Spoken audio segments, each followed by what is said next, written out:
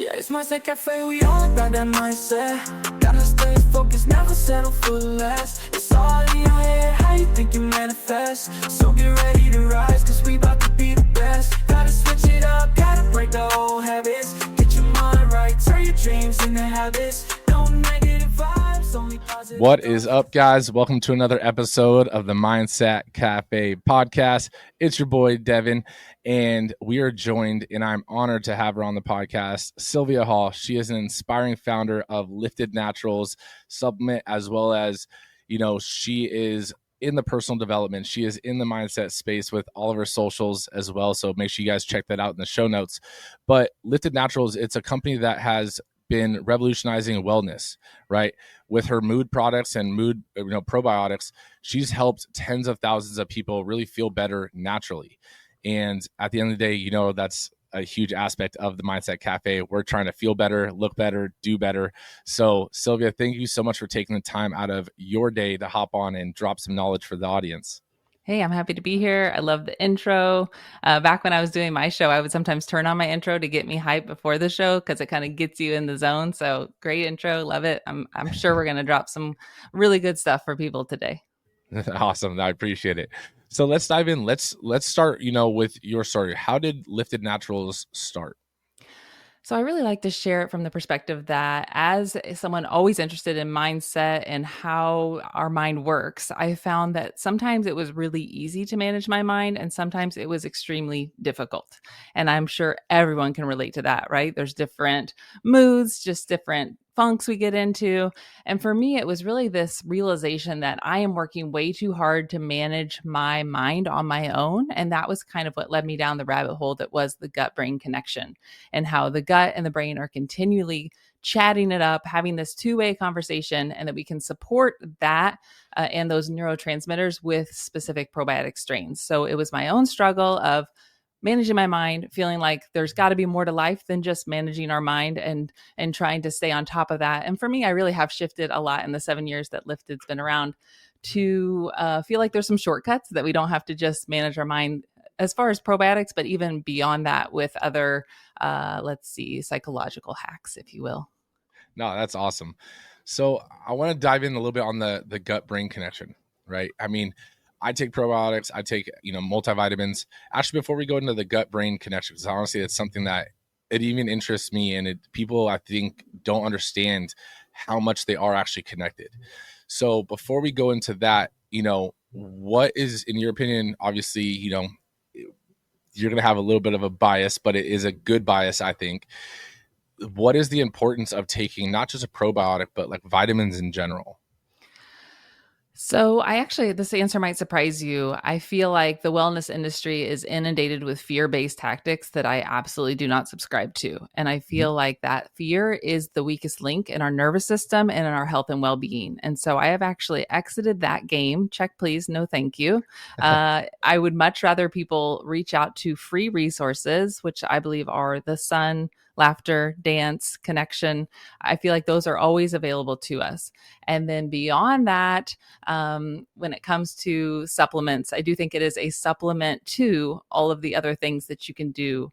And so as far as probiotics specifically, the strains that we've included in our formulas, it's tied back to neurotransmitters and how they're created in the gut and then transferred as far as communicated to the brain. So it's not just random strains. Like you could eat some sauerkraut and that'd be really good for you and it has lots of probiotics, but you may not be getting the specific strains that we've found to really help with mood and stress and how the body handles stress. So I'm very passionate about gut health being a really great momentum generator, as I like to call it. But it's not, of course, any sort of fix-all, cure-all thing. And I don't think something like that really even does exist other than maybe like energetics and like tapping into the divine. But that's a whole nother thing. So actually your answer it did kind of surprise me, but it didn't disalign with what we actually say. Like I actually own a gym and a franchise, and what we tell our franchisees and our trainers is the fact that, yes, we have supplements, but the key word is in its name. It is a supplement, right? We also have a meal plan app, right? And that meal plan app is what we try to get people. We try to get people to eat the food first, Mhm. right? Do the things first. You said the sun, the dancing, like you could feel better. You don't need a pre-workout. Sometimes you just need to get in the gym, right? Mhm. You don't need to, take all these things to be 100% optimized. But if you can't get it in, or I will be completely honest, I'm not eating sauerkraut, right? But it is one of those things. If you can't get it in from your nutrition or from going outside or whatever the case, then you supplement it with a supplement, right? Yeah. Is that something you And agree? yes, I agree. I do think though that I've went down some really crazy rabbit holes. For instance, we used to have a product that had vitamin D in it. And then the more research I learned on it, vitamin D being more of a hormone than something we should supplement. It's really controversial. It's one of my least favorite things about being in the supplement industry is that once I put my name on it, I feel this ownership and this weight. And I really care very deeply. It's probably one of my biggest flaws because as much as I care about others, I really don't want to compromise my own health or well-being with that over concern of what people think or that sort of thing. And so it's really wild out there to be someone who really is sensitive and cares deeply and yet is a business owner that is the face of all of this. And so, yeah, when it comes to supplementing something like the sun, I think that it's much more complex than just a vitamin D that we could consume. And so for me, integrity is that top priority. And I feel like I continue to think if I take these steps that really show people that I care and I really will only sell something I believe in, that it will come back, tenfold or whatever. But instead, it's just sometimes a slow slog to be the one that actually has integrity in this industry. Oh no, 100%. And we actually might have to have a conversation, off air about, linking up and stuff. Cause I mean, that's one of our biggest things. Right. And so we're always looking for those partnerships and stuff that are with like-minded individuals like yourself, that actually do have integrity, because there is so many misleading things in not just the supplement industry, but also in the fitness industry as well. So we'll definitely have some more talk on that, because I think that's so awesome that you've had that core value building a brand, right? It's about the customer. It's about the truth. It's about, all those things first. And at the end of the day, it's your reputation, right? So I think that's so awesome. With you creating your supplement line and with everything that you do, you mentioned, diving into the gut brain connection. Can you explain a little bit like what is that connection and how did it play a role in your own healing? Yeah. So for me, it was honing in on that sensitivity that I noticed I wasn't feeling well. And I noticed that when I took different types of probiotics, I actually experienced an improvement or even a decline in my mood. So some were making me more irritable and some were making me feel lighter. And so I understand that not everyone has that kind of time to take every single strain and test it and keep a journal and see how they feel. And so from there, I began to research. Basically, there's a genus, species, and strain when it comes to a probiotic. So Lactobacillus rhamnosus GG. So GG is that strain number. And I was looking at the specific very end strain number that said which one of these is the most targeted to help with mood and stress and basically that communication. And there's different studies that say we had 500 people take an exam and the ones that were administered this felt better, easier, lighter. And of course, plenty of studies on rats as well. And for me, it was really about testing personally on myself and combining that with the research I could find about each specific strain and then creating a synergistic formula. So that sensitivity, the research, a little bit of a wrath of the mother is what I like to also say. I was a mom who didn't feel like I was showing up for my kids, and the options that were given to me felt crappy, and they felt like they made me feel worse. And so maybe better at first and then worse, and then just really confused and then kind of hooked on it. And it was a whole mess that really transformed my journey of there's got to be a better way to feel better. And those specific strains are really what led to me saying, I'm going to put this together because I think I can do it better. And that's the entrepreneurship in me. It's always been there. I like to say I've always had this drive to create things and to make something from nothing. And that evolution is really exciting. So for this particular endeavor, though, I knew it was going to require some outside sources. And by that, I mean a manufacturer that's GMP certified here in the United States, and also my husband's buy-in, because prior to that, I was the stay-at-home mom who was also kind of making jewelry and doing personal development, studying to become a coach. And all of that was very just kind of in my own lane, in my own time, fill up my own cup, stay happy, happy wife, happy life. And when I came up with the idea for Lifted Naturals, I'm like, but this is actually going to be big. And so his buy-in came pretty quick, and that was really exciting. And I'm not just talking about like an agreement of how much we could spend of this shared family income, but also just believing in it and going all in. And for us, that was what we really launched it with, was a movement of a better way to feel better. No, that's awesome. So how do you balance, growing the business with being a mom, with being a wife, and yet still trying to prioritize, your own peace or your own happiness? Yeah, so that's really at the core. I have this visual that I have of only giving from an overflowing cup. So everybody knows you can't pour from an empty cup, but a lot of us just imagine the cup going down. For me, the powerful visual of a very full cup that just overfloweth. And the overfloweth go into my kids and to my husband and to our home and running a house. And I always like to say that if you're running a house, whether you have children or not, this is legit work. This is fine art. This is where art and science meet. We are planning meals. We are making sure people are eating somewhat healthy things, and that's always up for debate. So good luck, because now I have a 15-year-old and he brings his opinions to me, and we're constantly debating what's healthy and what's not. So, we're wearing the clothes that need to be washed, and all of this is like a ship, and we're keeping the ship running. And so you're very right that this takes a lot of attention and effort, and really that passion for keeping my own cup full is the ticket to being able to like give from that overflow. And for me, the essence of that has been and always will be creativity. So I keep my cup full by staying connected to the creative essence that who I am. And because of that, it actually feeds really well into making meals or running a house. That's very creative. It plays into being a business owner and coming up with products and coming up with creative ways to stay energized.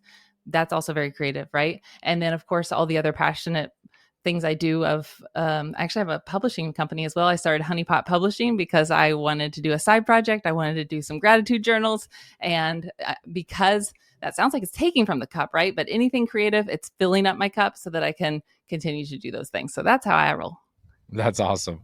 So, I do want to dive into that a little bit too, because I think it's so awesome. That analogy is something that I've used as well. And a lot of people do think of a cup only can go down or up. And it's like, no, your cup can overfill, right? And that flow off essentially is what you should be pouring into others. Just like how we say, I like to say that there's a ripple effect, right? Every time you're inputting into yourself, you're creating a ripple to your circle and to their circle and so forth. So the more you put into yourself, the more you're able to give back and bring people up with you.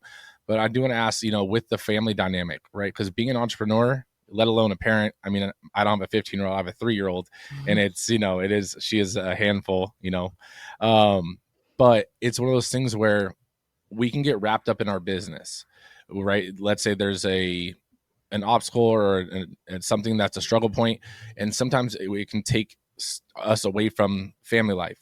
What is your view on and I hate to use the word balance because I don't think that it's 50-50, but how do you optimize your work life, family balance, and how does your family play a role in it? So there's one key word that I feel like if everyone took this and ran instead of that word balance, and it's the word presence. Mm-hmm. So I have not mastered this. Don't take it to mean that suddenly you could be a fly on the wall and be like, wow, she's a Zen master, right? But I do understand that there's really high quality presence that I can offer each individual in my home that is the highest caliber offering that I can give them. And when I'm able to offer that on a one-on-one basis, that means like I'm going into the room, I set my phone down, right? I'm going into the room, I like take a deep breath and try to how do I want to show up?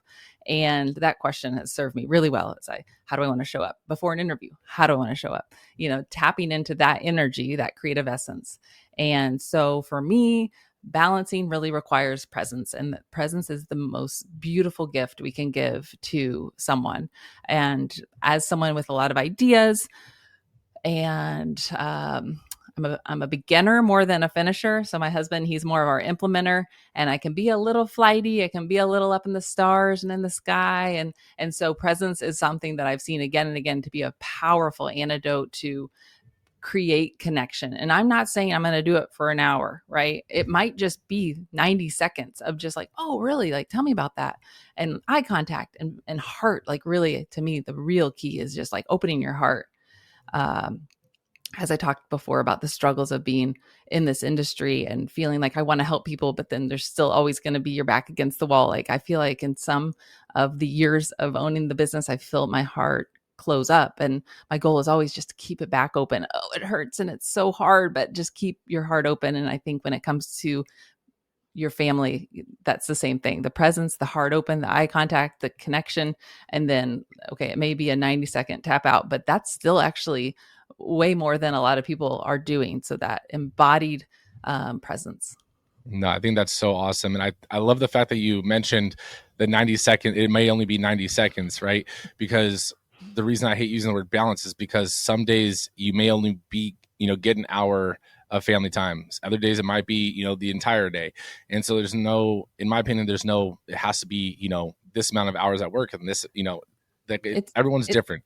It's easier for me too, because I have teenagers now. So they really only want about 90 seconds as well. I'm more like, wait, tell me more about your day. It's such a weird transition. Like new level, new devil is for sure like this teenage stuff. Whew, it is really something different. But I remember also when they were toddlers and they were like hanging on me, and I was like, I've got to have space. I've got to run away, like to the bathroom and close the door for just a little bit. Right. It's a new level and a new devil, and it definitely requires a different way to embrace that time of life. So for me, it is easier. The 90 seconds, that's probably not going to suffice for a 3-year-old. Like 90 seconds, bro. No, I'll take 90 minutes minimum. Yeah. 90 seconds is her explaining to me what she just did. Right. Yes. Hey, real quick too, I want to loop back to the cup. I feel like the one reason a lot of people can't give from the overflow is because they don't know how to fill it up. Mm-hmm. And I think that if you say, hey, that's me, how'd you know? That's very common. And that is now your job. Just finding ways to fill up your cup and finding ways that you feel more alive, more like yourself, finding ways. That is the job until you can. And then once you find those ways, then you do those things so that you can stay energized and lit up. And I want to add on to that exactly what you said. I love that. And when you are doing it and you found what works, don't just do it until it, because it's working and now everything feels good. And then you stop doing the things that got you to that position, right? Because a lot of people will start to, overfill their cup. Everything's going right, let's say in business or in life, in their relationships. And then they start to take their foot off the gas of all these things that were leading up to them feeling like that, whether it's gratitude practice, whether it's, listening to podcasts or reading or, family time, whatever the case may be. Like you have to keep doing that thing, not only when things don't feel like you're overfilled. Right. Yeah. Right. That's definitely, I think find myself in that, like, yeah, I get to that point, but really it's that idea of like, I got to do this to feel good, when really the whole picture of everything we're chasing, creating, achieving is because we think we'll feel good in the creation of it. So if we can see the shortcut that we're feeling good now. And so, yeah, sometimes I get a real weird relationship with goals, right? Because if it's like, I know I don't need that to make me whole or worthy or to be good enough. I've hit some different goals that feel really freaking good. One of them was that my husband was able to retire as an engineer because of our business. I almost said our little business, because that was sometimes what was, oh, how's that little business going, right? And so whenever he was able to quit his job as an engineer from that little business, it was really freaking cool. And that was like a high that I rode for a while, because I was a stay-at-home mom and I love being a stay-at-home mom and I love being with my kids, but I always had that entrepreneurial yearn to earn. It was like, no, you don't have to, like, this is a very important job. Like, I know, but I just want to make some money because it's kind of fun. I want to make an impact. I want to make something that makes an impact and it makes money. Like, what cooler feeling is there in the world if you have that entrepreneur spirit? So anyway, he was able to retire because of my business idea and all the impact that we created. And I rode that way for a while. And then there was like, oh shoot, it's tapering off. Like, I'm not feeling the high from that anymore. Like, what do I need to do next? And in some ways that dopamine chase is what makes us human. And in some ways it's what keeps us miserable. So a nice, beautiful balance of goal setting because it's fun, because of who I'll become, but not because it'll fix me or because I'm not worthy just the way I am. No, I think that's so awesome. Deep, so you right? actually, but it's so true. And it is so true. And that was actually going to lead into my next question was, you had mentioned your husband, basically believing in you and you guys coming to an agreement on it. Because I think that's one of the biggest things is, one, dating, let alone marrying an entrepreneur, it's tough, right? My girlfriend, now wife, kind of knew what she was signing up for because, she was dating me when I was already in that mindset. But if you guys, are already married and you're starting a business, like, it is tough, and there has to be that open communication. So you being able to reach that level and retire your husband, I think that is, hats off to you. That is Thank you. amazing. So I will say, like, he's been a very good employee. He was prior a very good employee, a very good provider, a very good, he kept very focused on moving up in the companies and that sort of thing. And that really created the structure of safety and support that my creative feminine desire to create needed. And so that container of, we're safe, we're provided for, like, that was the ultimate gift for me to be able to create what I did. And so I don't take that privilege lightly. And yet there were so many road bumps and so many hurdles and so many people that didn't believe. So it's not like it was easy per se, but that agreement of what we each brought to the relationship really did help significantly. Oh no, 100%. So, I mean, I want to ask now, with that being said, and with your husband, being a great employee and working with you, how has that been? Because some people, they can struggle, working together, let alone running a business, so how has that dynamic been with you being his boss and you guys being married and so forth? It's not quite like that. We joke about it like that, of course, like, it's right. an ongoing joke. But so to give a little context, Lifted is about 7 years old, and he was able to quit about 5 years ago. So we've been in business together at home doing this entrepreneur thing for 5 years together. Wow. And I said he was a good employee, and he really was. And so what happens when a good employee becomes an entrepreneur? They don't know what to do. Mm-hmm. He was always trying to stay busy, and he's always trying to get work and to-do lists. I was like, we got to settle down a little here. Like, that's not how I work. Like, I get in the flow and I get my space tidy and I tap in, and like, I do things differently. And some of that's masculine versus feminine energies.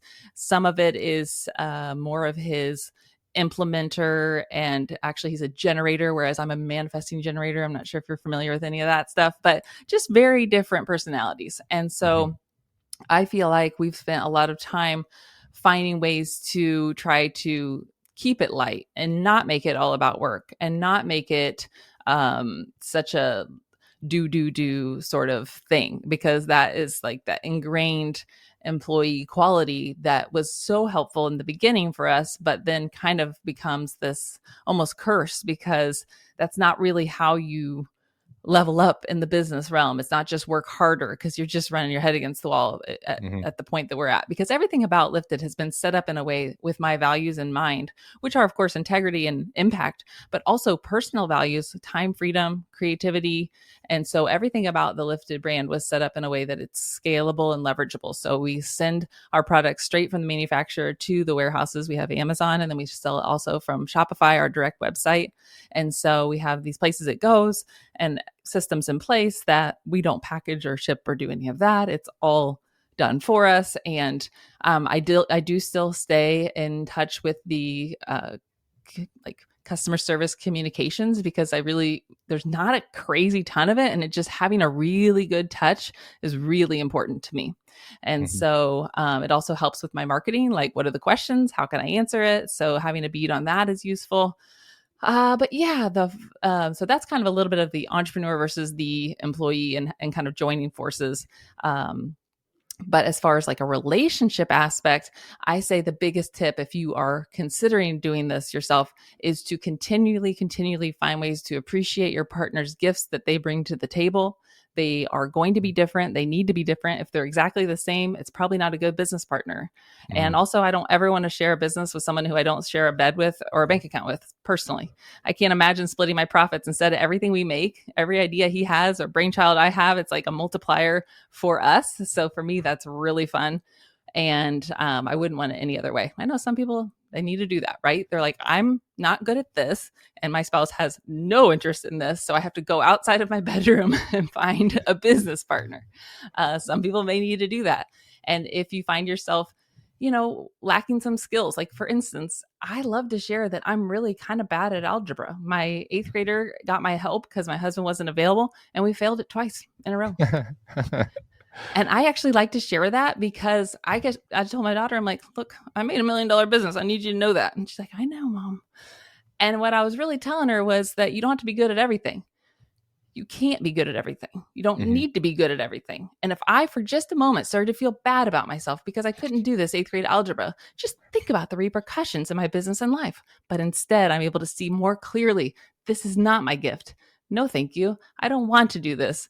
Pass. I'm going to tap into the things that I am good at, that I do love to do. And I just feel like that message for me is one of my core messages right now is you don't have to be somebody you're not. You don't have to be good at everything, and don't beat yourself up for the things you're not good at. So I do want to ask a parenting tip, right? Because I love everything you just said. And I heard something on social media the other day, and it had me thinking, because I was always, a student that, I wanted good grades. Personally, that was just, something I was aspired for. But as a parent now to a 3-year-old and stuff, like I view it differently, especially being an entrepreneur and stuff. How have you been with like your teenagers and leading up to, like, with them with grades and studying and stuff? Like, are you strict that they get good grades, or are you, telling them just try your best? Like, how does that work out with, everything? No, I say, what do you want? And they say, well, I want to stay in this school. And if I get these low of grades, I can't be there. I'm like, let's make sure we get these level of grades so that you can stay in this school. What do you want? What do you really want? So I like to view my schooling as more of an unschooling, but my children have chosen school, because as unschooling, which is kind of this idea that you don't actually have to force feed education to children. Children are wildly good learners. They pick up everything you do and say. They pick it all up. So I had this approach, especially during COVID, like, well, can't go to school right now anyway. Let's just like dive down this pathway. So I read the book called Free to Learn. I highly recommend you check it out. Free to Learn helped me see that children will naturally learn. There's nothing you can do to stop them. And so they may not learn every single subject the way that state standards have been set per se. And for my husband and I, we were always like, they need to read and write and do math pretty well. Some of the rest of that will fill in. Like, if there's a passion for history, we can study history. If there's a passion for science, we'll study science. But some of that felt like ways that we would just incorporate. So it's interest-based learning is when they're younger. It's like, you like dinosaurs? Great. We've got 2 dinosaurs here and 2 dinosaurs here, 2 times 2. We're getting into all sorts of ways of learning that involve their interest. So the unschooling approach is that it's interest-based learning. They lead the way. And so even though my kids are in school, I still try to look at it as like, this is great. This is how they're learning about the world around them, and continually asking them, what do you want? Well, I don't really want to go to school, but I also want to be around my friends. I'm like, sounds like we got to probably stay at the school then. And so like, what do we need to do to stay at this school? And so a lot of times when it comes to grades, I also got good grades, and I'm trying to figure out, really, did I care, or was I programmed to care? And for me, I wanted to make other people proud, and I wanted them to see that, I was just as smart as my sister. My sister's 4 years older, and she's definitely book smarter than me. Has that memory where she can just read it and then she knows it. And I was over there like, 2 + 4 is 6 and 8. And the only way I would remember it is with the song.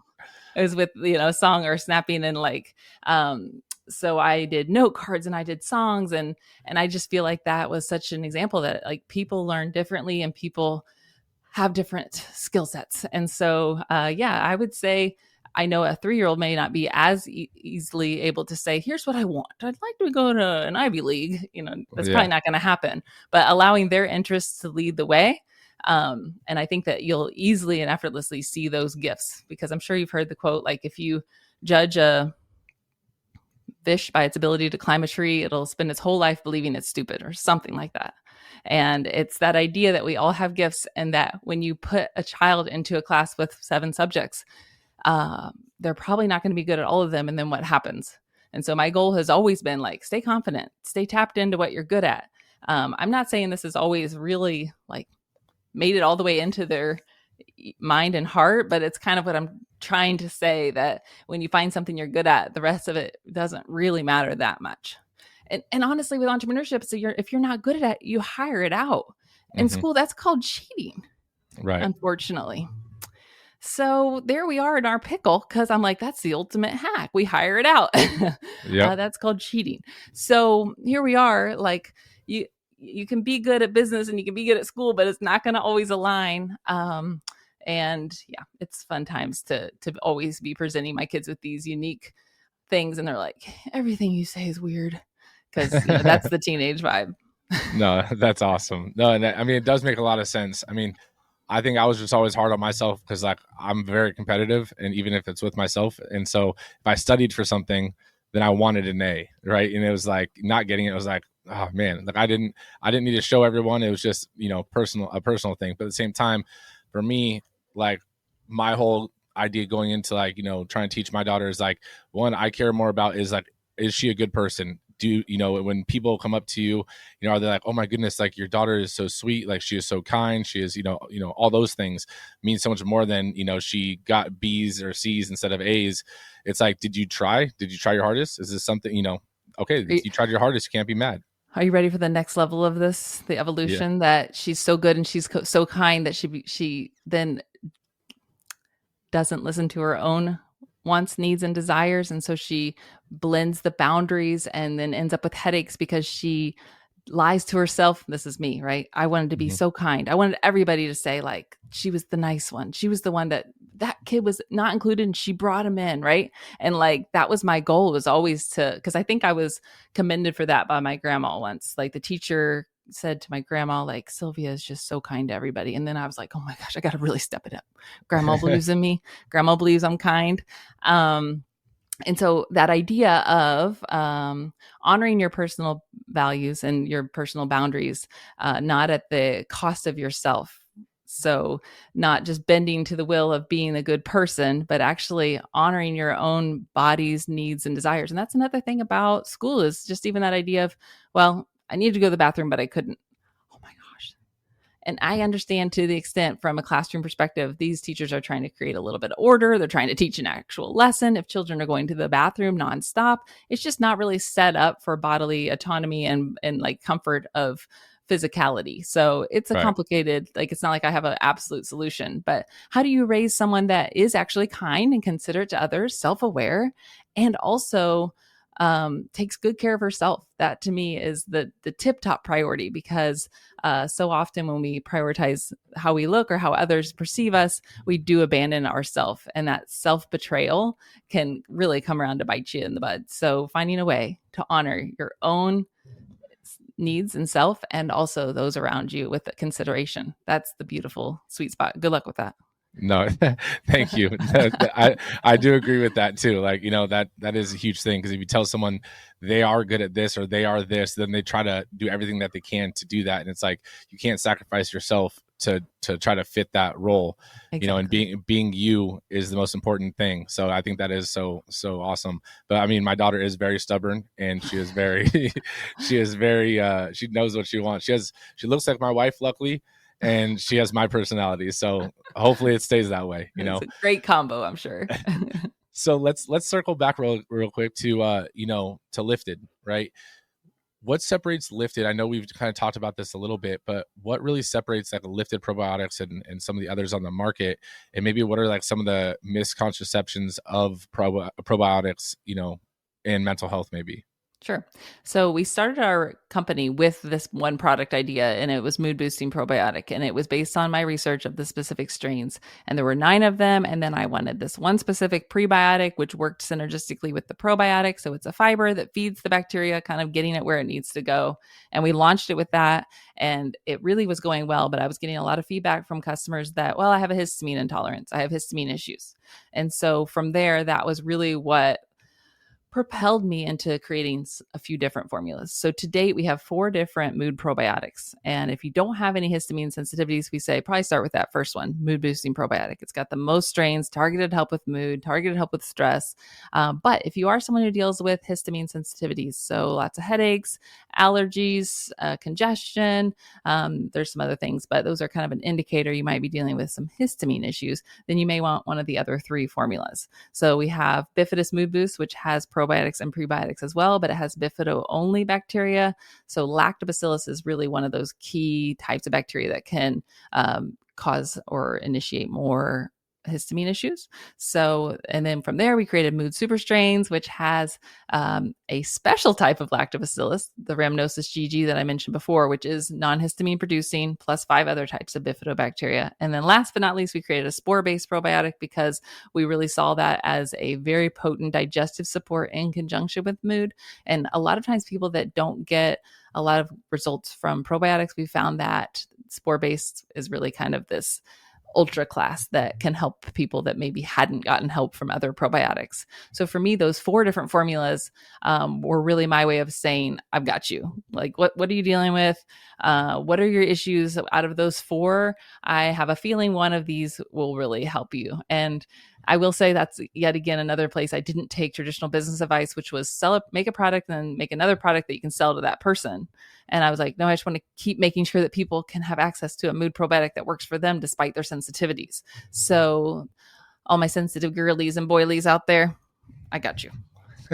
No, I think that is a smart way to go. I mean, yes, you can build essentially a stack and sell another thing to that same customer, or you can develop a foundation, a wider foundation, that when you do end up creating a stack, you have a bigger client base, right? So I think honestly the route that you took, in my opinion, sounds a lot smarter because you're staying true to your mission. You're solving the problem for more people, and if you do want to level up and create something to add into it and stack the supplement, quote unquote, like, then you have more people to do so, and they've already trusted you because you've done the due diligence to not just be like, oh, this is a one case fits all, right? So I think that is a huge thing. And again, a round of applause to you for that, because most people don't do that. They take the fastest way to, how do I just sell more to this one person, right? Can you explain what the difference is between prebiotics and probiotics to the audience? Yeah, so probiotics are good bacteria, whereas prebiotics are fiber. And fiber is generally what that good bacteria likes to eat. And so by having a kind of synergistic approach of having them both together, it's added benefits because you can take a prebiotic alone and you can also take a probiotic alone. So really for me, what I found is that some people like it probiotic only and some people do like them together. And so that's why we have both. So 2 of our formulas are probiotic only and 2 are probiotic and prebiotic. So once again, really just trying to make sure it's like, oh no, I can't take this because, I can't handle prebiotics. It's like, okay, yeah, there's something for you. No, that's awesome. So, you mentioned, creating a wider foundation base versus doing a linear growth pattern, right? But what are maybe some of the other challenges that you face as an entrepreneur, and how has it shaped your journey thus far? Well, I feel like one of the key lessons or benefits of Lifted was that we got in when we did. So it was 7 years ago and Amazon was a different place. And in order to sell on Amazon, we did have to get ungated. We had already paid for a course to learn Amazon. We paid for 750 bottles of mood boosting probiotic, which felt like such a leap, right? It was, oh my gosh, what am I going to do if I can't sell this? I'm going to have to sell it out of the back of my Subaru. It's going to be crazy. Luckily, it never came to that. But whenever I found out that Amazon had an ungating fee that was, I think, $2,000 at the time, I was like, oh my gosh, $2,000 more dollars. Should we do it or not? And of course, I'm very glad we did it because Amazon has continued to be a huge generator of customers or sales for us, if you will. So the reason I bring all that up is because I do feel like continually there are opportunities presented. So 7 years ago, I had this nudge. We jumped in. Now, if you try to buy, sell probiotics on Amazon, it's going to be much harder. The market's fuller, and I don't even know what it looks like to try to get in. And the same is kind of true for even, for instance, my husband. I've encouraged him lovingly to launch his own crypto company. So he does data service provider stuff through a side brand that he's doing it. It's all his. He's doing great. But every once in a while, I got to kind of poke him a little bit because he's got a little bit of that employee stuff going on. And I'm like, we have vision. That's the entrepreneur, right? Is not just like the day to day, but the vision. And that's another thing that I feel like there is an opportunity. And so staying open to the opportunities, things won't always go as planned. Some of our lifted growth was really fast and then kind of held steady. And so for me, it's not about just beating my head against the wall, but instead just staying open to other opportunities and also tapping into the natural gifts. So as advertising gets more and more expensive, I've thought, you know what, in 2025, I'm going to jump back into more of a podcast game because it's mining those natural resources, pizzazz, and, allowing some of the money to become profit rather than just giving it all back to Meta. No, I think it's true though. Like people buy from people. And so you could have a brand, you could have a cool logo. And I think this is what people forget, especially new entrepreneurs.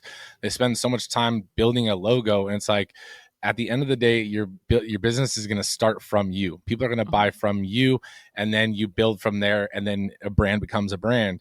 But still, at the end of the day, your team, everything is built around your core values, everything that you do. So you have to make sure that, doing things that are going to, for us, like one of our biggest things, referrals, right? Yeah, we market and stuff, but I would say for every one person we market, we get 2 to 3 referrals, right? Yeah, And that's referrals are our gold.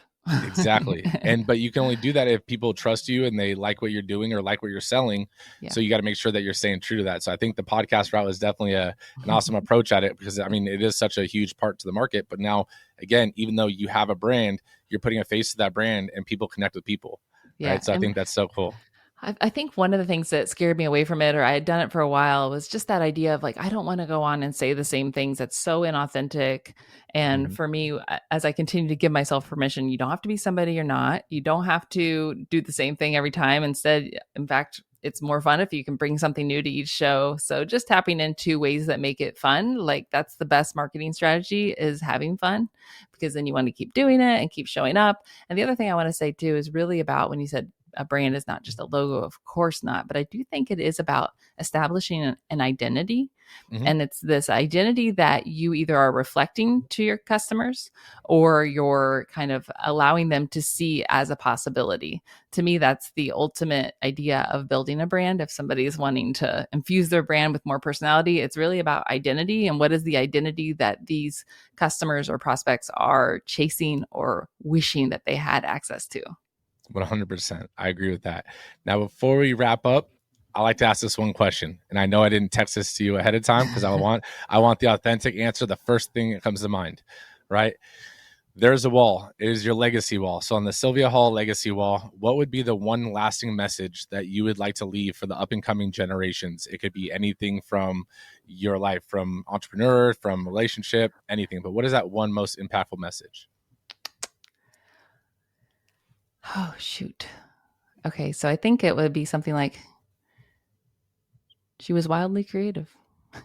So this idea of wildly creative continually is the pulse that, as you show up as a wildly creative mom who doesn't let things bog her down, or a wildly creative business owner that is able to find solutions in tough spots. I think the essence of creativity is who we all really are, but a lot of people die with their light inside of them still, that they haven't put it out into the world. And so my goal is to continually create, make something from nothing, and to be wildly creative, and to share those gifts, to really make an impact, and to also to change the trajectory of, yes, my namesake and all of my kids and maybe grandkids that come along the way. That's so awesome. I love that. Everyone does have a light, and if you're listening right now and you don't think you do, I promise you do, right? If you're just being a sheep, you're going to get lost in the herd. Dig down, be you, be authentic to who you are. Don't try to be someone else's, idea or version of you. So I think that's so awesome. Sylvia, where can people connect with you and learn what you got going on with Lifted? Yeah, so they can check out liftednaturals.com is our website for that. I also have a personal brand, sylviahall.com. They can check that out. And then I do show up on the socials sometimes, Facebook, Instagram. And then also on our websites, there's opportunities to sign up to stay connected via the email list. I actually really love email because I treat each email kind of like a pen pal message, and it takes away that crazy, like, gotta act fast social media feeling that can really deter us from living our best, truest, deepest life. We do a lot of surface level things, I think, when we get sucked into the algorithm. And I'm speaking from personal experience, not like a finger pointing judgment. I have a lot of self-awareness to say, oh, wow, I really just got sucked into this. And so for me, it feels most aligned to grow my business through an email list, because it's a heartfelt, connective way that doesn't then steal your time and put you down a rabbit hole of more scrolling. So each of those brands have email lists that you can sign up to learn more, or actually to get inspired. There's offerings for each of those. Well, guys, all that will be in the show notes. Sylvia, thank you again so much for taking time. And guys, if you got anything from this episode, and I know I personally did, so if you're saying you didn't, I know you're lying. Make sure you guys share this episode with a friend, and make sure you guys leave us that 5-star review, because it does help out, spread the word so that other people can help themselves on their journey. But again, Sylvia, thank you so much for taking the time out of your day to drop knowledge. My pleasure. Thanks for having me. No negative vibes, only positive thoughts. Just in the game of life, mindset causes shots. Got my mind on the prize, I can't be distracted.